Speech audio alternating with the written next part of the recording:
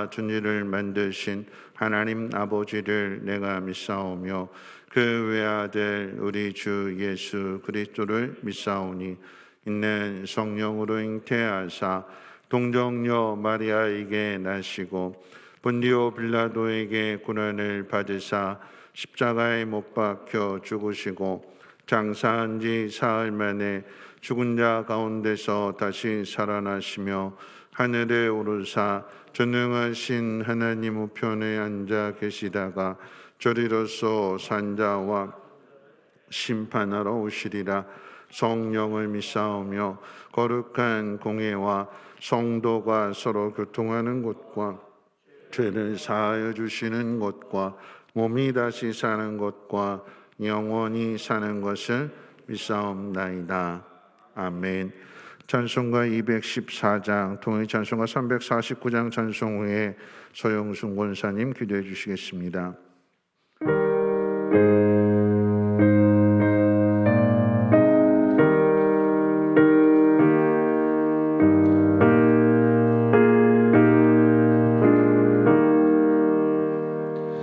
나 주의 도움 받고자 주 예수님께 빕니다.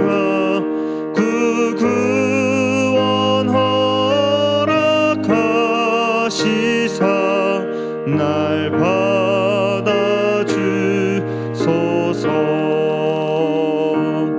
내 모습 이대로 주 받아주소서. 날 위해 돌아가신 주 날 받아주소서. 큰 죄에 빠져 영축을 날 위해 피 흘렸으니 주 형상대로 빚으사 날 받아주소서. 내 모습 이대로 주 받아주소서.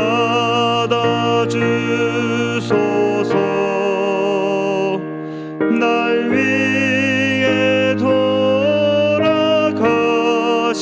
주 날 받아주소서. 내 힘과 결심 약하여 늘 깨어지기 쉬우니 주 이름으로 구원해 날 받아주소서. 내 모습 이대로 주 받아주소서. 날 위해 돌아가신 주 날 받아주소서.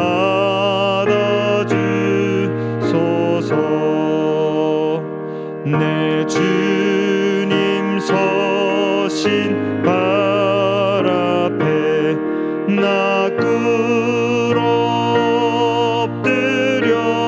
엎드렸으니 그 크신 역사 이루게 날 받아주소서.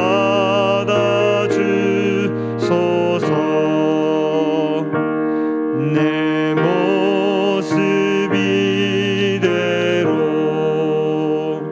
주 받아주소서. 날 위해 돌아가신 주 날 받아주소서.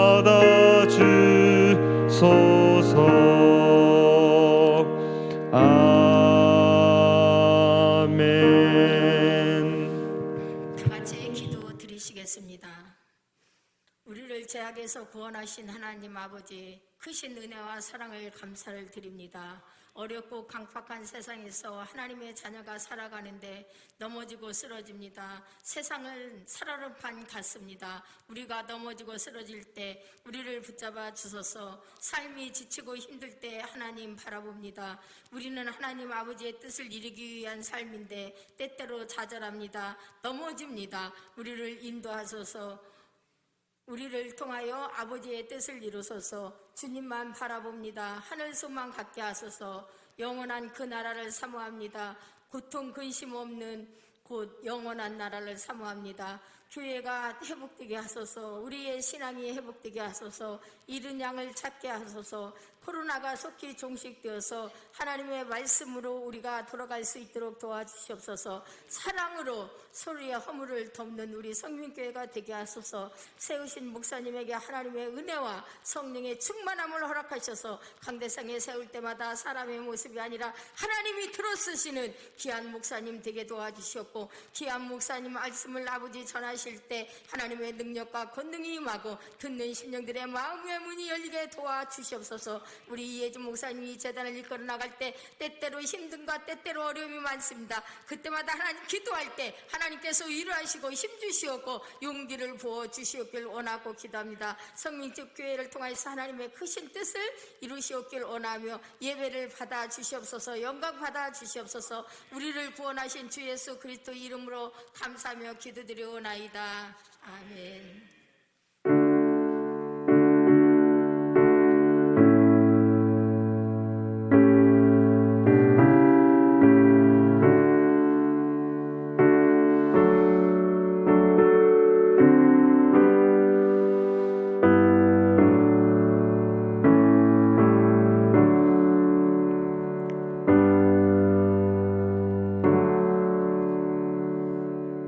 광고 말씀 드리겠습니다. 다음 주일 저녁 예배 교사원 신예배로 드려지게 됩니다. 교육부서에서 잘 준비해 주시기를 부탁을 드리겠고요.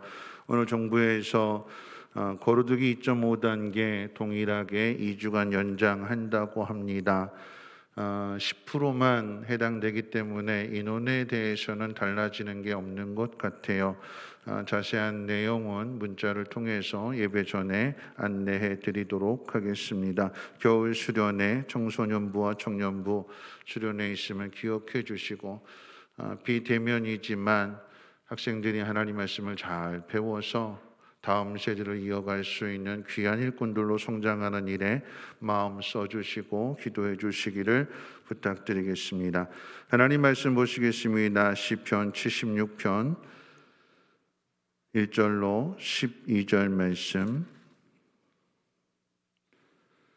하나님 말씀은 시편 76편 1절로 12절 말씀.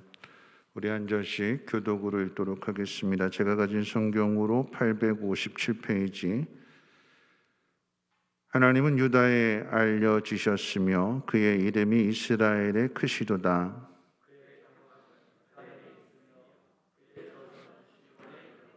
거기에서 그가 화살과 방패와 칼과 전쟁을 없이 하셨도다.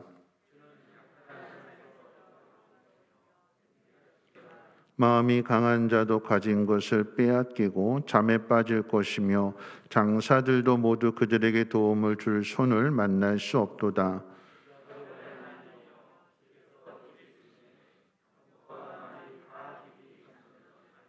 주께서는 경외받을 이시니 주께서 한번 노하실 때 누가 주의 목전에 서리이까?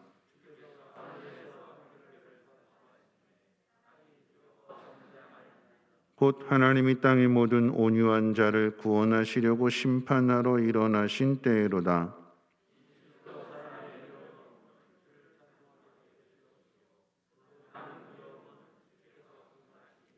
너희는 여호와 너희 하나님께 소원하고 갚으라. 사방에 있는 모든 사람도 마땅히 경외할 이에게 예물을 드릴지로다.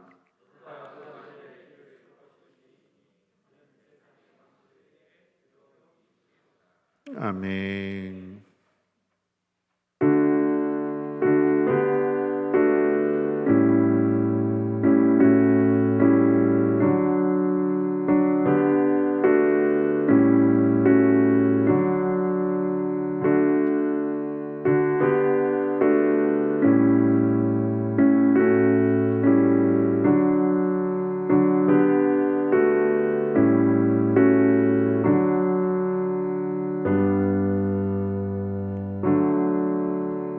기도하겠습니다. 거룩하신 하나님, 하나님을 예배할 때에 늘 기억해야 되는 것은 순종이 제사보다 낫다고 하였사오니 하나님 언제나 순종하는 마음 가운데 예배를 드리고 예물을 드리는 손길마다 하나님 더욱 복되게 하여 주셔서 저들을 통하여 하나님의 크신 영광이 드러나게 하여 주시고 발걸음 닿는 곳곳마다 어둠의 역사들은 물러가게 하시고 진리의 말씀이 선포되어질 때에 많은 영혼들이 주께로 돌아올 수 있는 은혜와 사랑이 충만하게 하옵소서. 오늘도 하나님 말씀을 배웁니다. 배우고 확신하는 일에 거하게 하여 주시고 우리 자신이 먼저 다듬어짐으로 인하여 다른 영혼을 구원할 수 있는 귀한 사명자들 되게 하옵소서. 우리 구주 예수님의 이름으로 기도하옵나이다. 아멘. 네, 우리 옆에 분하고 함께 인사 나누도록 하겠습니다. 이 밤에도 잘 오셨습니다 하고 인사하겠습니다. 네, 이 밤에도 잘 오셨습니다. 네, 우리 표로 다시 한번 인사할게요. 어디에서든 그리스도인답게 살겠습니다 하고 인사하겠습니다. 네, 어디에서든 그리스도인답게 살겠습니다. 네, 우리는 그리스도인답게 살기 위하여 하이델베르그 교리 문답을 배우는 중에 있습니다. 오늘 이제 하이델베르그 113, 114, 115문을 통해서 10계명 가운데 마지막 10번째 계명을 함께 살펴볼 텐데요. 제가 질문하고 여러분들은 대답을 해주시기를 바랍니다. 113문입니다. 제10계명에서 하나님께서 우리에게 요구하시는 것은 무엇입니까?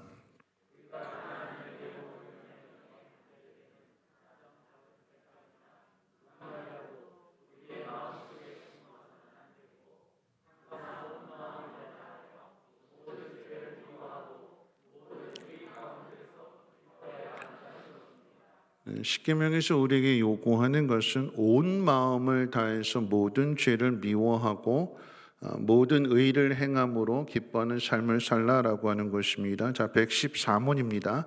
하나님께 회심한 사람은 이 계명들을 완전히 지킬 수 있습니까?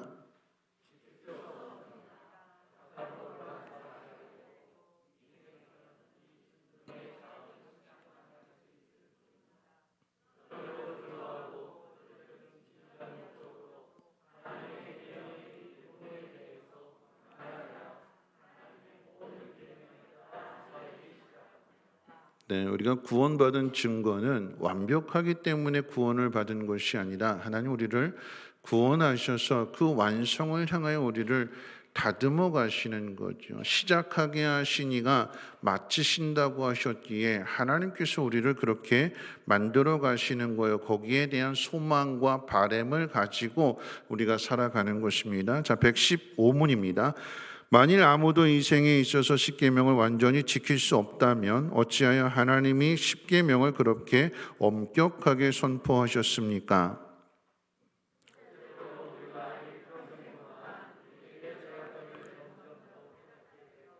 그리스도 안에 있는 죄의 용서와 의를 더 열심히 추구하도록 하기 위한 것입니다. 둘째로 성령의 은혜를 얻기 위하여 우리가 계속적으로 열심히 하나님께 기도하고 마지막에 생이 끝난 다음에 완성의 목적에 도달할 때까지 하나님의 형상에 따라 점점 더 새롭게 되기 위해 투쟁하는 것을 멈추지 않도록 하기 위한 것입니다. 멈추지 말라라고 하는 거죠. 십계명의 마지막 명령과 관련하여 하이델베르그 교리 문답에서는 하나님의 모든 명령에 반대되는 가장 작은 생각이나 욕망이라도 우리의 마음속에 품어서는 안 되고 항상 온 마음을 다하여 모든 죄를 미워하고 모든 의 가운데에서 기뻐해야 한다고 가르쳐 주고 있습니다. 이 10번째 계명은 10계명의 마지막 계명이지만 실상은 첫 번째 계명과 동일한 것이고 더 나아가서는 전체 모든 계명과 다 똑같은 의미가 되는 거예요.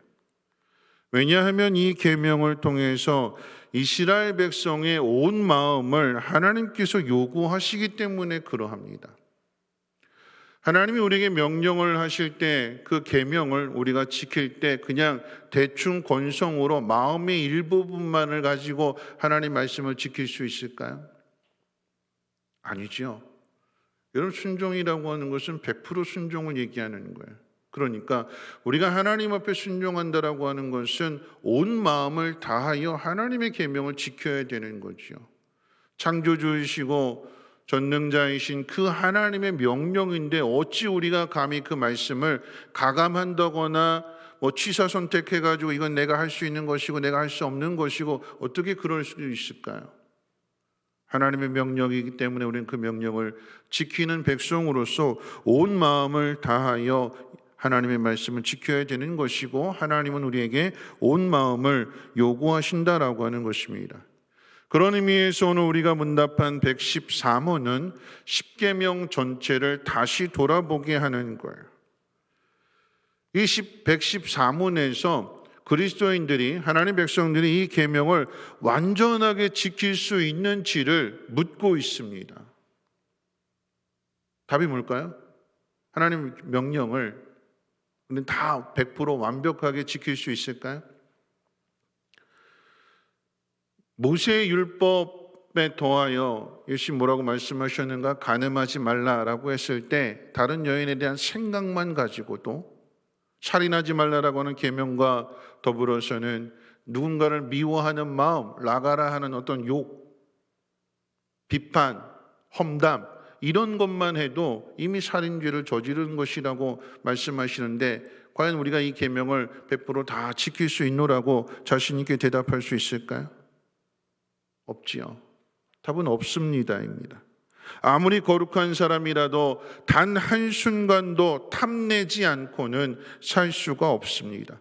다시 말하면 그 누구도 온 마음을 다해서 하나님의 계명을 완벽하게 지킬 수 없다라고 하는 것입니다. 자, 이것은 이런 사실들을 내포합니다. 우리가 온 마음으로 하나님의 계명을 지킬 수 없다면 여러분 그건 죄지요. 하나님 앞에 짓는 죄예요. 하나님 우리에게 온 마음을 요구하시는 거잖아요. 왜 하나님 우리에게 온 마음을 요구하시는가? 하나님이 온 마음으로 우리를 사랑하시기 때문에, 아들을 주시기까지 사랑하시는, 자신의 모든 것을 아끼지 않고 다 내어주시는 사랑으로 우리를 사랑하시기 때문에 하나님 우리에게도 동일한 그 사랑을 요구하신다라고 하는 것입니다. 근데 그 계명을 지키지 못한다면 그것은 죄가 되는 거잖아요. 그래서 오늘 본문 말씀 76편 7절 말씀 우리 같이 한번 읽어봅니다. 7절 말씀입니다. 시작. 주께서는 경외 받을 이시니 주께서 한번 노하실 때에 누가 주의 목전에 서리이까. 하나님의 계명을 지켜야 되는데 계명을 지키지 않는다면 하나님의 진노가 임하게 되는 거예요. 그러면 그 하나님의 진노 앞에 감히 누가 설 수 있느냐고 묻습니다.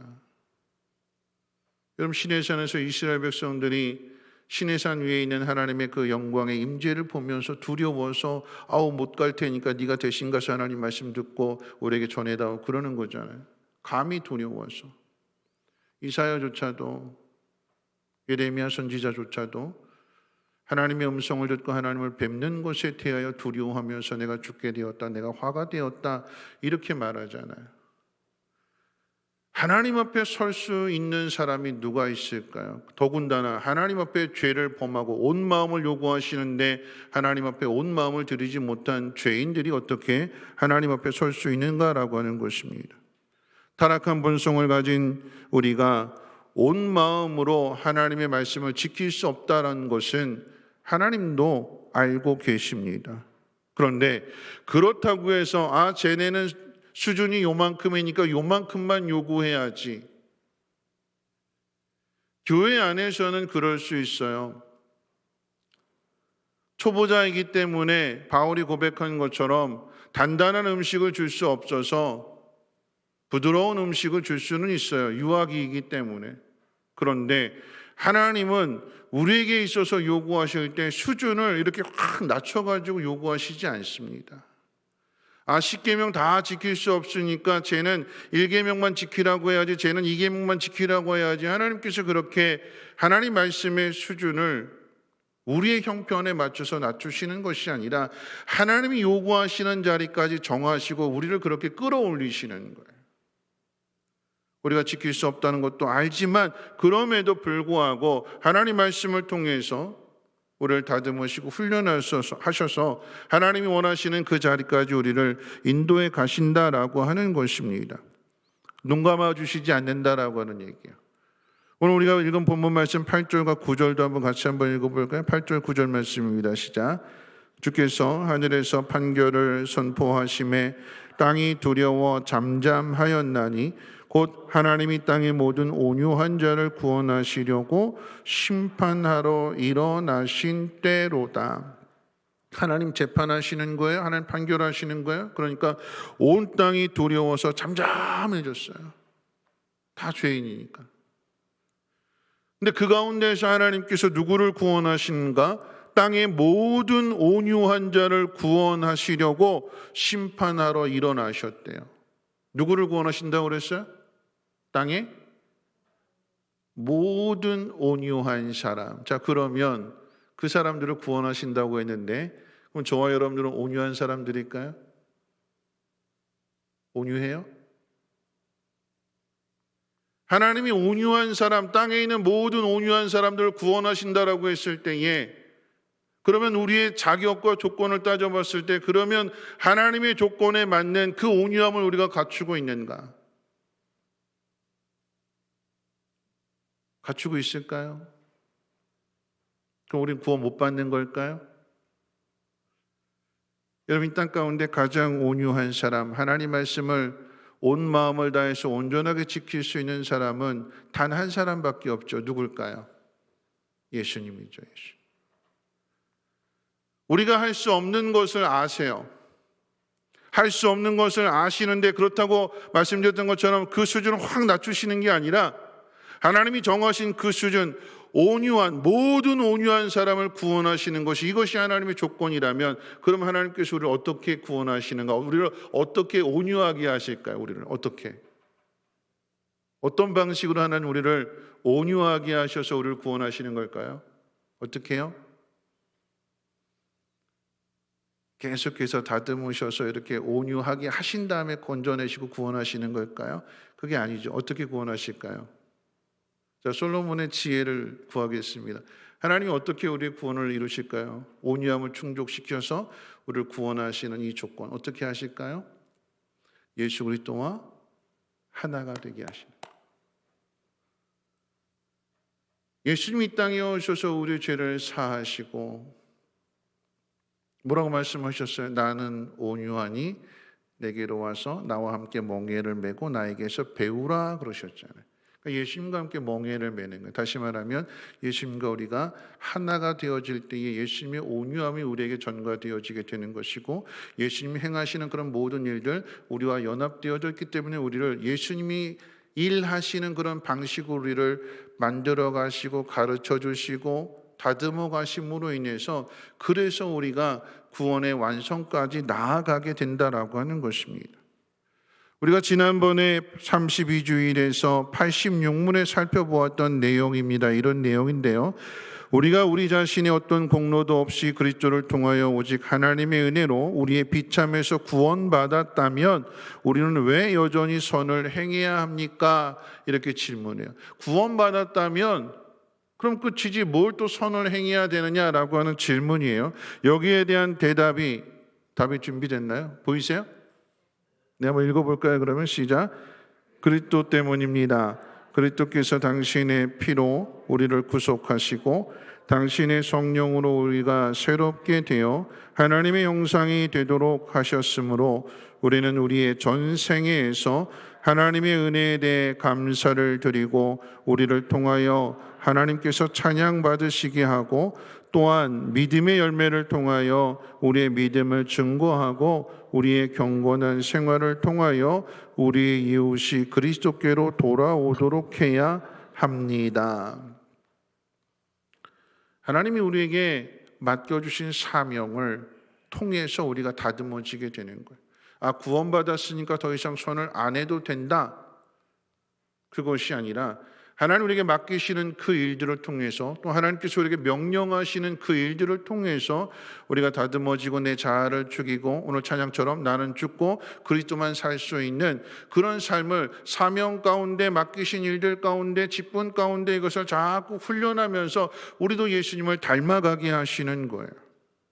오늘 저는 이와 같은 주제로 오늘 세 가지를 말씀드리기를 원하는데, 첫 번째, 그리스도께서는 나의 마음을 하나님께 산 제사로 드리기를 원하신다라고 하는 것과, 두 번째로 그리스도께서는 우리가 마음속에 확신을 갖기를 원하십니다. 그리고 세 번째, 그리스도께서는 내가 나의 온 마음을 형제에게 주기를 원하십니다. 자, 첫 번째 생각해 봅니다. 그리스도께서는 나의 마음을 하나님께 산 제사로 드리기를 원하신다라고 하는 것입니다. 자, 이 10번째 계명과 관련하여 하나님은 우리가 온 마음으로 계명에 순종하기를 원하신다고 그랬죠. 온 마음이라고 하는 것은 0.1%의 탐심도 없어야 한다라고 하는 것입니다. 다시 말하면 불순물이 전혀 끼어 있지 않는 순도 100%의 정금이어야 한다라고 하는 의미가 돼요. 근데 우리는 예수를 믿음으로 구원을 받아서 새로운 신분이 되었다고 할지라도 하루아침에 거룩한 사람으로 성화되어진 것이 아님을 우리 스스로는 잘 압니다. 그런데 어떻게 온 마음을 다해서 하나님의 계명에 순종할 수 있을까요? 예수를 믿는 사람들이 다투는 이유는 무엇이며 시기하고 질투하는 이유는 무엇일까요? 왜 교회가 분열이 될까요? 그 이유는 각 사람의 마음에 욕심이 잉태하여 죄를 낳기 때문에 그러합니다. 여전히 죄의 성향 아래 있다라고 하는 것을 의미하지만, 그런데 여러분 실망하지 마십시오. 우리의 실수와 실패는 곧 믿음의 장성한 분량까지 나아가기 위해서 우리에게 더 많은 훈련이 필요하다라고 하는 것을 우리에게 가르쳐 주는 거예요. 하나님 말씀대로 순종해야 되는데 순종하지 못하게 되니까 내 실력이 이것밖에 안 되는구나. 내 믿음의 수준이 요만큼이구나. 주님이 원하시는 것이 이만큼인데 난 지금 요만큼에 있구나. 내가 가야 할 길이 더 멀구나. 우리의 넘어짐과 실수와 실패를 통해서 때로는 방황도 하게 되고, 이런 과정들을 통해서 자신의 연약함을 알고 우리가 더 멀리 가야 된다라고 하는 이 귀한 사실을 깨닫게 되는 거예요. 이 또한 훈련의 과정이다라고 하는 것입니다. 우리 안에는 죄의 유혹을 받아들이는 옛 본성도 있지만 넘어진 자리에서 넘어지는 것으로 끝나는 것이 아니라, 여러분 생각해 보시오. 오늘 말씀도 그랬잖아요. 아담과 하와가 불순종했고 하나님을 거역한 그 자리에 하나님이 찾아오신 거잖아요. 가인이 아벨을 죽인 그 자리에 하나님이 또 찾아오시는 거잖아요. 찾아오셔서 너 왜 그랬어? 너 뭐 했어? 물으시는 거잖아요. 그리고 그 가운데 피할 길을 살 길을 가르쳐 주시고 다시 일으켜 세워 주시는, 이게 하나님의 은혜이며 하나님의 사랑입니다. 우리 안에 여전히 옛 본성이 그 영향력을 가지고 있지만, 그런데 우리 안에 하나님의 영을 부어주셨기 때문에, 성령께서 계시기 때문에 우리가 가야 할 길이 어디며 무엇을 해야 할지를, 내가 이러면 안 되는데, 이걸 누가 가르쳐 주시는 걸까요? 내 스스로 깨닫는 걸까요? 내가 이렇게 사는 모습이 하나님이 기뻐하시는 모습이 아닌데 내가 일어나야지 하는 이런 마음들은 누가 주시는 거예요? 내 스스로 깨닫는 걸까요? 결단하는 걸까요? 내 안에 계시는 하나님의 영이, 성령이 나로 하여금 너 이 자리에 있는 게 아니야, 일어나야 되는 거야 하고 가르쳐 주시고 깨닫게 해주시는 거예요. 그러므로 우리가 넘어져 있을 때, 즉 우리 스스로 자신의 연약함을 깨닫게 되었을 때 성령께서 가르쳐 주시는 대로, 죄악된 모습으로 있다면 의를 소망하게 되고 믿음의 장성한 분량까지 나아가는 그 자리를 위해서 다시 일어나도록 우리의 손을 잡으실 때 우린 그 손 잡고 일어나야 되는 거예요. 뿌리치면 안 되는 거예요. 하나님의 영이 내 안에 말씀해 주시고 가르쳐 주시는데, 그냥 나 이렇게 살게요, 내버려 두세요, 다음에 할게요, 여러분, 그것은 온 마음이 아닙니다.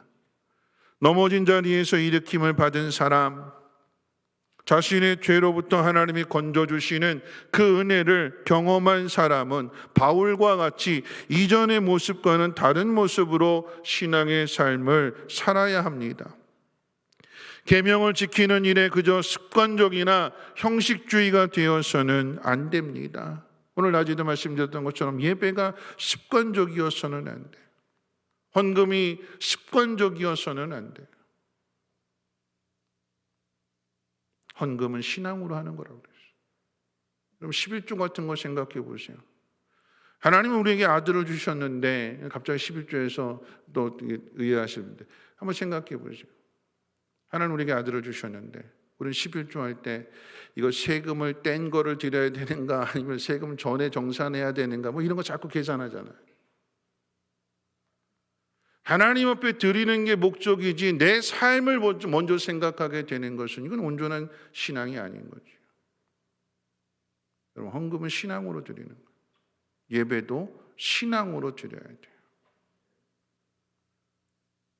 하나님 앞에서 드려지는 예배인데 어떤 모습으로 우리가 예배를 드려야 되는 걸까요? 하나님 우리에게 온 마음을 요구하십니다.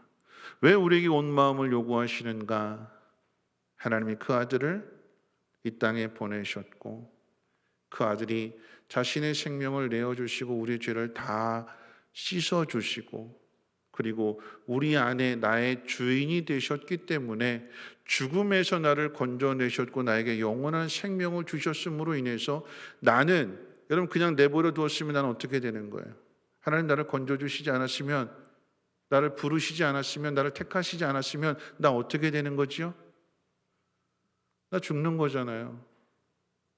영원한 지옥 형벌을 피할 수 없는 거잖아요.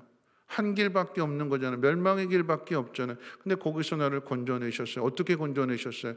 자신의 생명을 주시고 자신의 핏값을 주시고 나를 건져내셨어요. 죽은 몸인데 죽어 마땅한 몸인데 그럼 나를 건져내셨다면 그러면 이 나에 대한 소유권은 누구에게 있는 걸까요? 주님에게 있는 거예요. 나는 죽고 주가 살아야 되는 그 이유가 무엇인가? 나는 이미 죽은 몸이기 때문에 그런 나를 주님이 나를 건져내셨다면 나에 대한 소유권은 주님에게 있는 것이고 그래서 주님이 우리 안에 거하시는 거예요. 그러면 내 마음속에 우리 희엘 청소년부가 이번 성교학교 주제가 내 마음 그리스도의 집이라고 하는 그 주제를 가지고 비대면 성경 학교를 수련회를 하게 되는데 로버트 몽예가 쓴 내 마음 그리스도의 집, 내 안에 주님이 오셨을 때 이 더럽혀진 내 방을 다 치워야 되는 거잖아요. 주님이 거하실 수 있도록. 주님만이 거하실 수 있도록 다른 거 다 내쫓아야지요. 다 버려야지요. 주방이든 서재든 어디가 되었든지 간에. 그래서 온 마음이 될 수 있도록. 여러분 우리가 해야 할 일은 내 안에 거하시는 하나님의 영이 그리스도의 일을 할 수 있도록 내 마음을 온전하게 내어드려야 됩니다. 성령께서 친히 우리의 마음을 움직이실 때 거절하지 말아야 되는 것이고 순종하며 맡기고 나아가야 되는 것입니다. 여러분 이번 주일 114문의 질문을 꼭 기억해야 될 것입니다. 하나님께 회개한 사람은 이 계명들을 완전히 지킬 수 있습니까? 여러분 답이 뭐라고 그랬어요? 지킬 수 있다고 그랬어요? 지킬 수 없습니다. 여러분 이와 같은 사실은 로마서 7장 15절 바울의 고백을 통해서도 확인할 수 있습니다. 나의 행하는 것을 내가 알지 못하나니 곧 원하는 이것은 행하지 아니하고 도리어 미워하는 그것을 함이라. 여러분 이 고백은 구원을 받은 바울의 고백이에요. 구원받기 이전에 내 마음에 두 가지 법이 있다라고 말하는 것이 아니라 내가 구원받았음으로 인하여 내 속에 이제 두 가지 법이 있는데 그런데 나는 선을 행하기보다는 예전처럼 그냥 악을 행하기를 원하는 게 더 내 속에 더 강하다. 하나님 말씀을 사랑하고 그 말씀을 지켜 순종하기보다는 하나님 말씀을 미워하고 내치는 경향이 내 속에 오히려 더 많다. 구원받은 바울의 고백입니다. 하나님 말씀대로 율법대로 산다고 하지만 실제로는 하나님이 미워하시는 일들을 행하고 있다라고 하는 고백이기도 합니다. 순종보다 불순종이 더 많고 감사보다 원망과 불평이 더 많다라고 하는 바울의 고백이에요. 여러분, 그런 의미에서 이 10번째 계명은 우리로 하여금 반복해서 예수 그리스도에게로 돌아가게 합니다. 주님 앞으로 돌아가지 않으면 할 수 없는 거예요. 이 율법의 요구를 완전하게 이룰 수 있는 분은 오직 예수님밖에 없기 때문에, 우리의 힘으로는 안 되기 때문에, 그래서 예수님 의지하고 예수님 바라보고 예수님 앞에 도움을 요청하게 되는 것. 남의 것을 탐내지 말라라고 하는 이 계명과 관련하여 우리 안에 죄의 본성이 있기 때문에 남의 것 자꾸 탐하잖아요. 남의 것을 탐하는데 그 남의 것을 내가 가질 수 없으면 이 탐심으로 인해서 남이 잘 되는 거 보면서 배 아파하잖아요. 사촌이 땅 사면 배 아프고 남이 잘 되는 거 보면 배 아프고. 이거 왜 그래요? 탐심이에요, 탐심. 우리는 이 탐심을 다 비울 수가 없어요. 그런데 예수님이 이 땅에 오셔서 자신을 다 비우셨어요. 자신을 다 비우셨다라고 하는 그 의미는, 여러분, 그런 얘기, 타인에게 그 어떤 것도 바라지 않는다라고 하는 얘기. 우리 안에 욕심이 없다라고 하는 것은 세상에 대하여 바랄 것이 없다. 다른 누군가에게도 나는 더 이상 바랄 것이 없다라고 하는 것이 욕심이 없는 모습, 탐심이 없는 마음입니다. 여러분, 우리의 관계가 왜 틀어지게 되는 걸까요? 왜 선을 행하다가 낙심하게 되는 걸까요? 왜요? 여러분, 그것도 탐심이에요. 욕심이에요. 어떤 욕심이요? 내가 이만큼 했는데 저 사람은 왜 하나도 변하지 않을까? 왜 나만 이렇게 고생해야 되지? 저 사람은 아무런 반응이 없는데. 여러분, 이런 마음을 갖게 될 때 더 심하게 되면 이런 생각을 해요. 많은 거 바라지 않아. 그래도 이 정도는 해줘야지. 가정에서 이제 부부 사이에 많은 것 바라지 않아. 밥 먹고 나서 설거지는 좀 해줘야지. 똑같이 직장 생활 맞벌이하고 들어왔는데 많은 거 바라지 않아. 그래도 청소는 좀 해줘야지. 바라는 게 있어요, 바라는 게. 여러분, 이것도 욕심이에요. 왜 욕심인가라고 한다면, 여러분, 예수님은 제자들에게 막 기대하고 너 이만큼 해줘 이렇게 바라지 않으셨어요. 주님이 다 해주셨어요. 넘어지면 또 찾아가서 일으켜주고, 믿음 없는 행동들을 하면 때로는 꾸짖으시기도 하면서 이 믿음 없는 것들아 그러면서 야단도 치시고, 그러면서 있는 모습 그대로 받아들이시면서 주님이 오히려 더 사랑하시고 주님이 더 희생하시는 거잖아요. 내가 누군가에게 뭔가를 내가 이만큼 했으니까 너도 이만큼 해줘, 그런 조건이 아니라 전혀 반응을 보이지 않는 사람에 대해 내가 무언가를 다 내어줄 때에, 내 있는 것을 다 비우게 될 때에, 그때 비로소 내 안에 주님이 계시는 거예요. 주님. 저 사람이 이만큼 좀 해주면, 그러면 그 사람으로 인해서 주님을 잊어버리게 되는 거예요. 아, 저 사람이 나를 이만큼 도와줘서 참 고맙네. 내 일이 훨씬 더 수월해졌네. 그런데 사랑은, 여러분, 고린도전서 13장에서 정의하는 것이 무엇일까요? 사랑은 다 주는 거죠. 내 이익이 아닌 다른 사람의 이익을 위해서 나를 다 줄 수 있는 것, 여러분, 그것이 사랑이래요. 주님만이 이 사랑을 이루셨기에 우리를 그 완전한 사랑으로 우리를 초대하시는 거예요. 그 사랑을 하자고, 같이 멍에를 메고 온유함을 배워서 그 사랑을 이루는 삶을 살라고 주님이 우리를 초대하시는 것이요, 우리를 통해서 함께 일하시는 것입니다. 자, 오늘 계명과 관련해 두 번째 생각해 볼 것은 우리가 어떻게 하나님 앞에서 확신을 가질 수 있는가라고 하는 것입니다. 여러분, 이 이야기는 우리의 부족함을 아는 거잖아요. 하나님, 마음은 원이로되 육신이 연약하고 믿음이 연약해서 계명을 어기는 우리 자신의 모습들을 보게 되는 거잖아요. 자주 넘어지고 실수하고 신앙의 발전이 이루어지지 않는 것처럼 보여지는 상황 속에서 어떻게 확신을 갖는가 하는 질문입니다. 우리가 유혹에 넘어지게 되면, 또 하나님 말씀에 불순종하게 되면 우리의 마음속에 평안을 잃어버립니다. 안식을 잃어버리게 돼요. 죄는 계속해서 우리를 비참하게 고소합니다. 그런데 기억해야 되는 것은 그런 우리의 연약함을 아시고 주님이 십자가를 지셨다라고 하는 사실이며, 또한 우리의 죄를 그 십자가에서 다 용서하셨다라고 하는 사실입니다. 제자들의 입장에서는 여전히 죄책감이 있어서 부활하신 주님을 믿지 못하고 이제 어떻게 사나, 이제 죽었다, 큰일 났다, 막막하다, 그런 마음 가지고 마가의 다락방에 꽁꽁 숨어 있는데 주님이 찾아오셔서 뭐라고 말씀하셨어요? 첫 말씀이 뭘까요? 주님이 뭐라고 말씀하셨어요? 평안히 있으라 그러셨잖아요. 왜 첫 번째 말씀이 평안하라라고 하는 말씀일까요? 내가 너희들의 죄를 용서한다 그러시지 않고 왜 평안하라라고 말씀하실까요? 제자들의 죄는 이미 십자가에서 다 용서가 되었기 때문에, 제자들에게 지금 필요한 것은 평안이기 때문에, 그래서 평안하라, 부활하신 주님이 나타나셔서 평안하라라고 말씀하시는 거예요. 그러면 어떻게 평안할까요?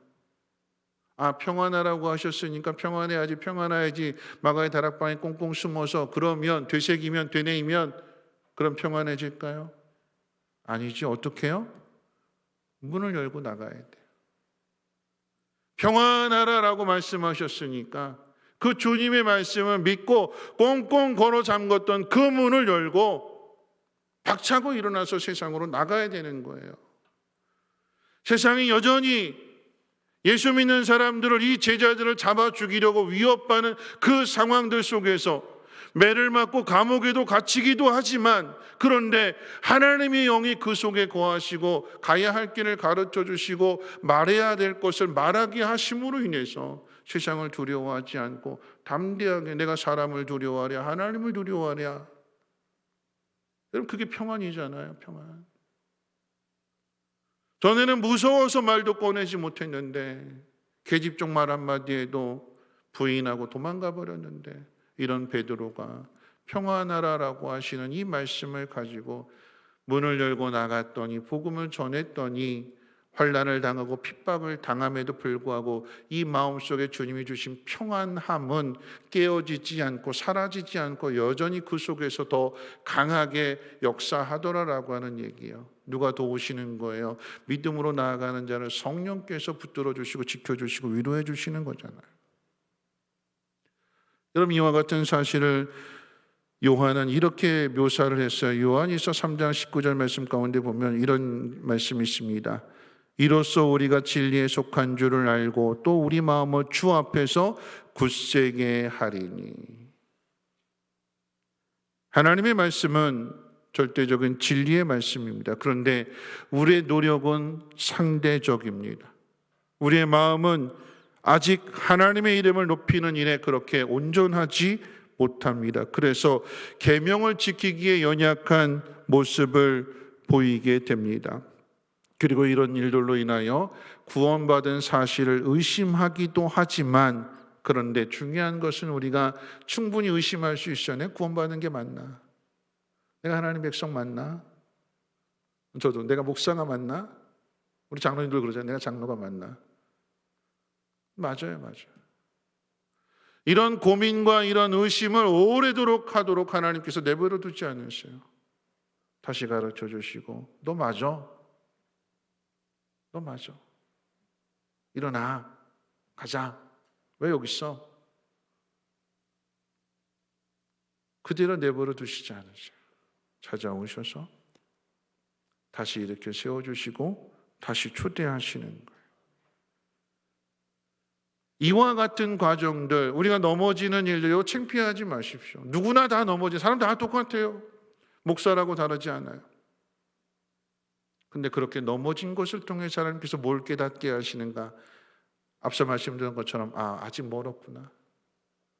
내가 이것 가지고 넘어지는 거 보면 난 주님 닮아가려고 하면 아직도 멀었구나. 내 현 주소를 보게 하시는 거예요. 선 줄 알았는데, 이만하면 된 줄 알았는데 난 아직 멀었구나라고 하는 것을 이 의심과 고민과 넘어짐을 통해서 하나님께서 깨닫게 하시고, 그래서 우리를 더욱 겸손하게 하실 뿐만 아니라 우리가 가야 할 그 목표를 바라보게 하시고, 다시 신발끈 동요 매고 허리띠 졸라매고 믿음의 경주를 하게 하는 것입니다. 하나님께서 이 10번째 계명을 통하여 우리에게 주시는 선물이 얼마나 위대한지 한번 보십시오. 우리의 마음이 이전보다 더욱더 큰 소리로 우리를 정죄할 수도 있어요. 불안하게 할 수도 있습니다. 그런데 이 불안의 목적은 이후에 있을 그 완전한 겸손과 그 완성된 신앙의 모습, 성화된 그 모습을 위하여 하나님께서 결코 실패하지 않으시고 포기하지 않으시고 우리를 인도하시고 이끌어 가신다라고 하는 것을 우리에게 가르쳐 주게 될 것입니다. 마지막 세 번째입니다. 그리스도께서는 우리에게 우리의 마음을 우리의 형제에게 주라고 하십니다.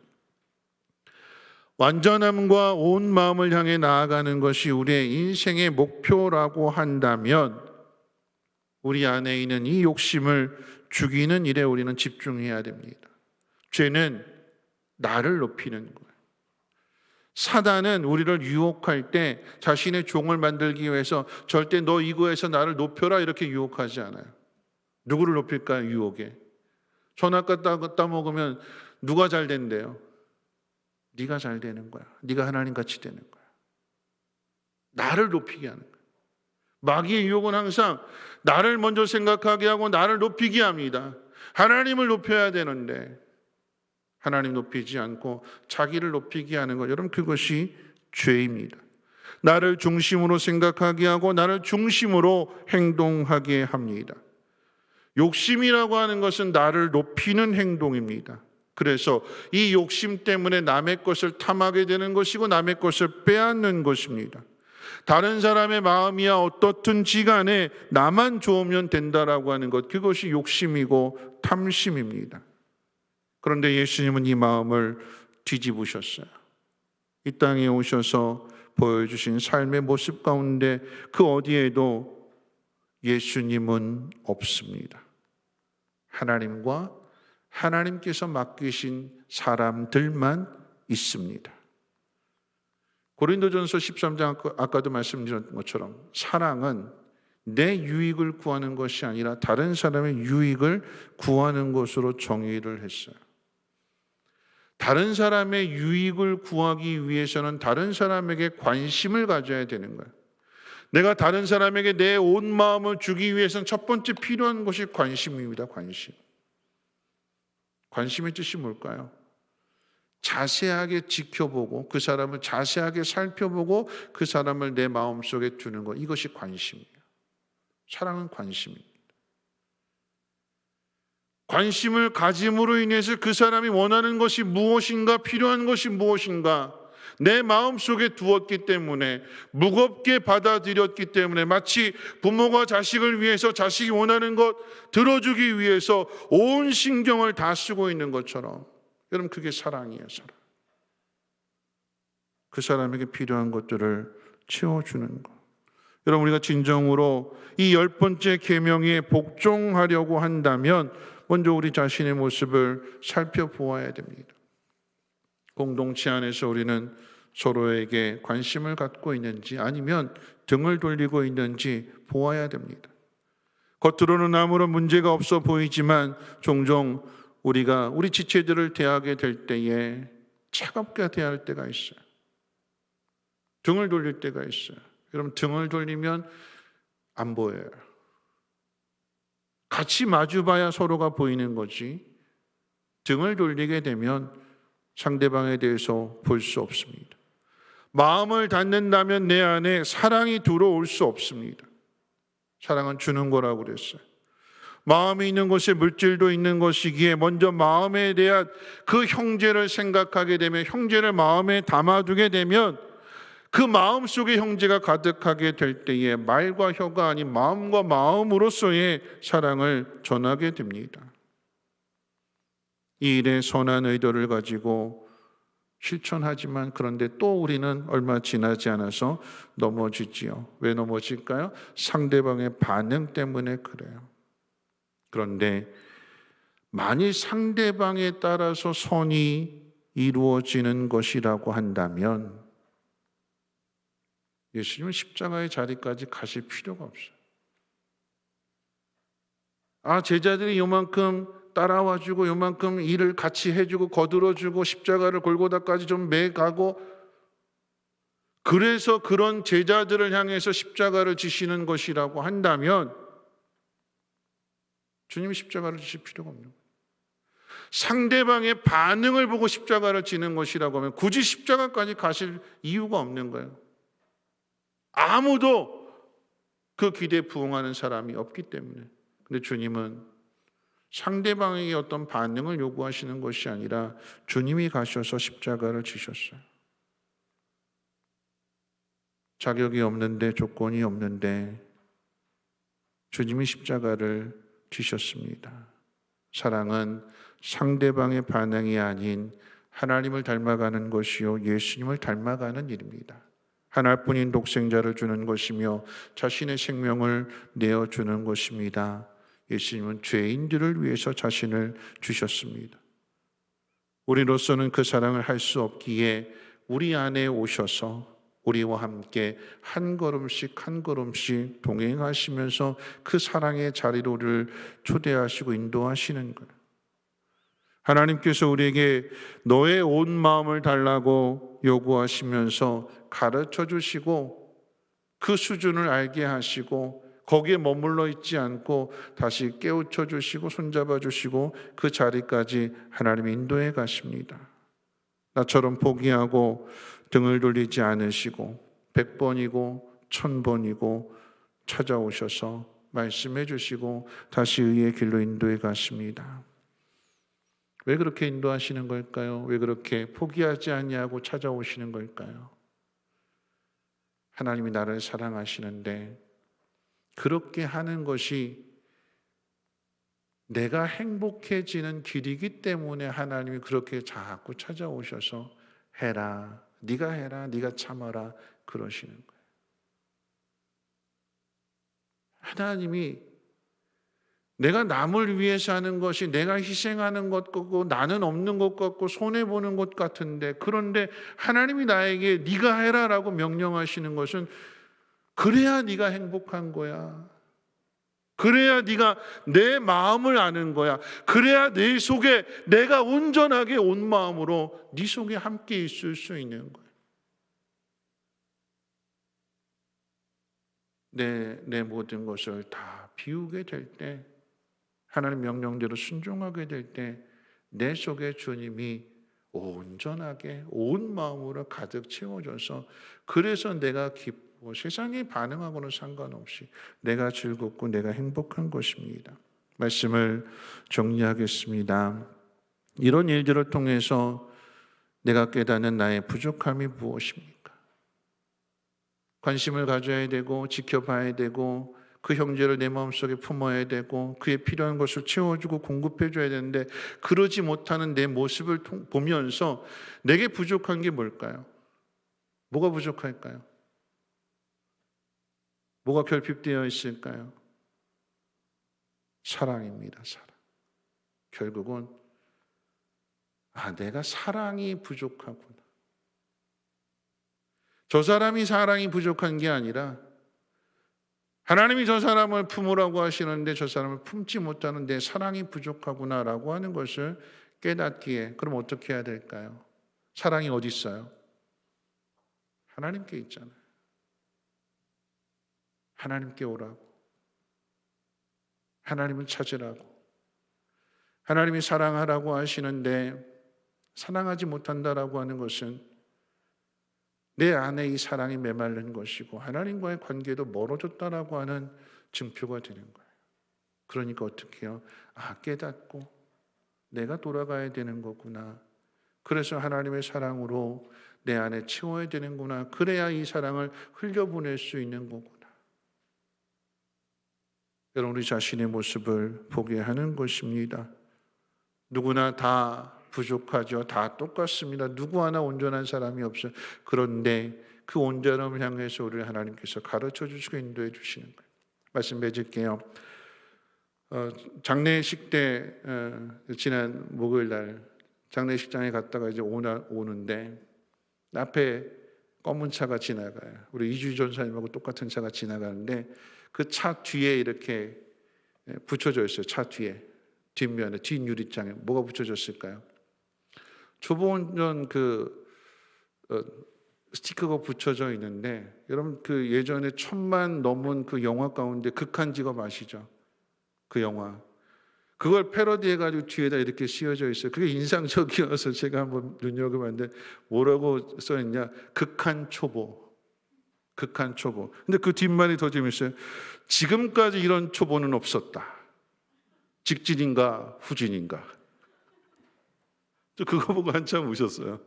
지금까지 이런 초보는 없었다. 극한 초보. 직진인가 후진인가. 그러니까 뒤따라가면 직진할 수도 있고 갑자기 후진할 수도 있으니까 알아서 조심하라고 하는 얘기예요. 그거 보면서 그리고 오늘 말씀 생각하면서 우리가 극한 초보예요. 직진하는데 서툴러서 후진하기도 하고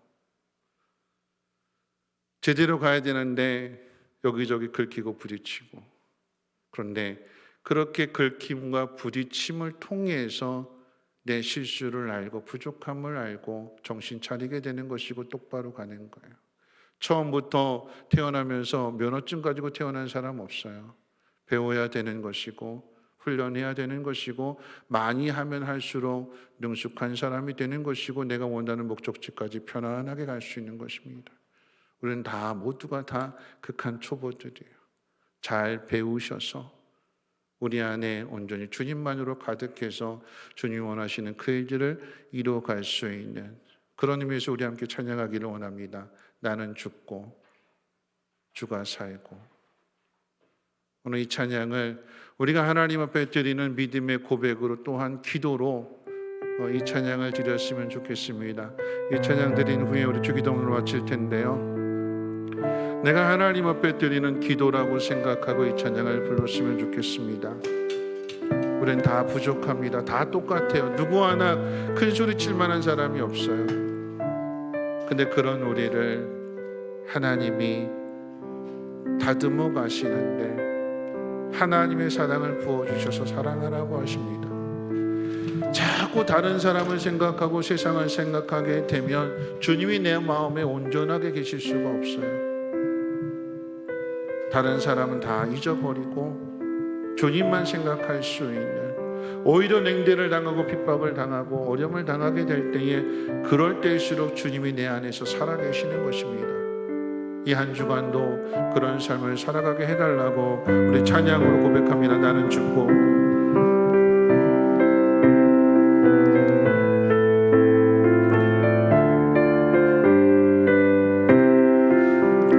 나는 죽고 주가 살고 나는 없고 주만 있으면 이 땅에서 하나님의 아름다운 나라 이루리. 나는 죽고 주가 살고 나는 없고 주만 있으면 이 땅에서 하나님의 아름다운 나라 이루리. 다시 한번 고백합니다.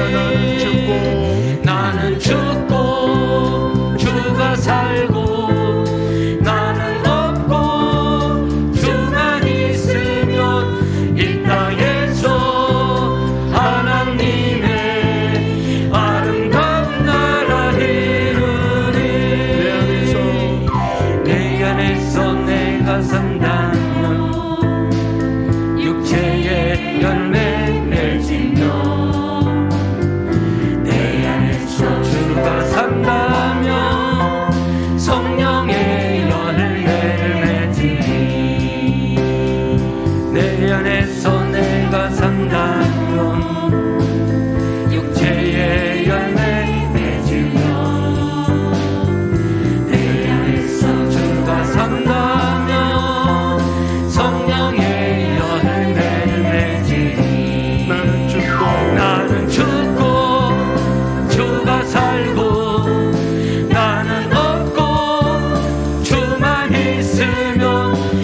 이 땅에서 하나님의 아름다운 나라 이루리.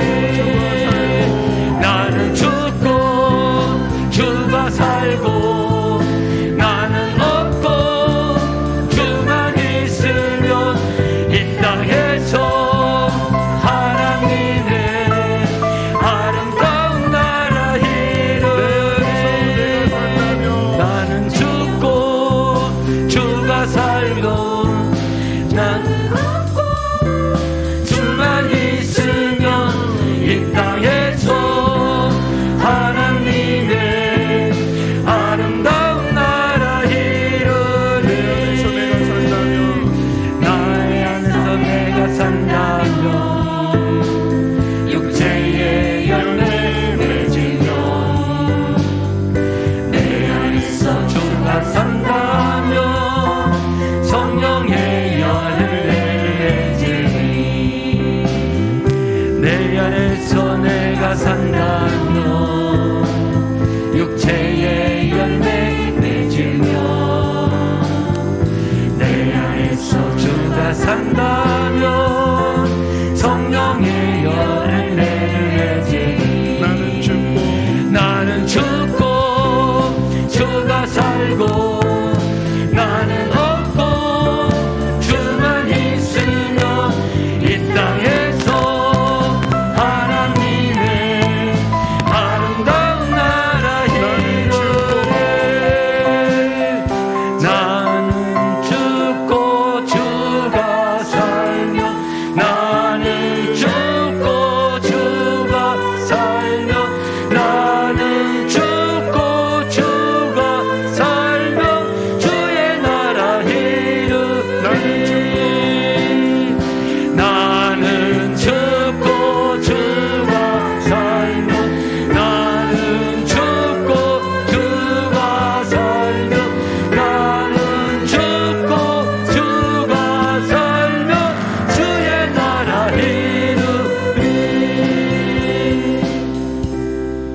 우리 한 주간의 삶도 오늘 말씀처럼 그리고 찬양처럼 내가 죽고 주만 살 수 있는 그런 삶이 되었으면 좋겠습니다. 부족하고 연약한 것 다 똑같습니다.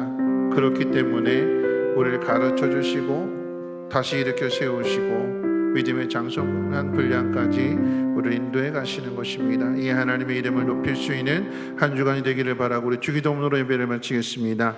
하늘에 계신 우리 아버지여, 이름이 거룩히 여김을 받으시오며 나라의 임하옵시며 뜻이 하늘에서 이루어진 것 같이 땅에서도 이루어지이다.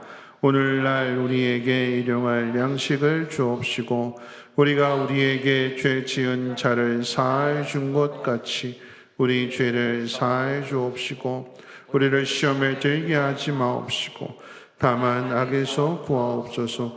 되게 나라와 권세와 영광이 아버지께 영원히 있사옵나이다. 아멘.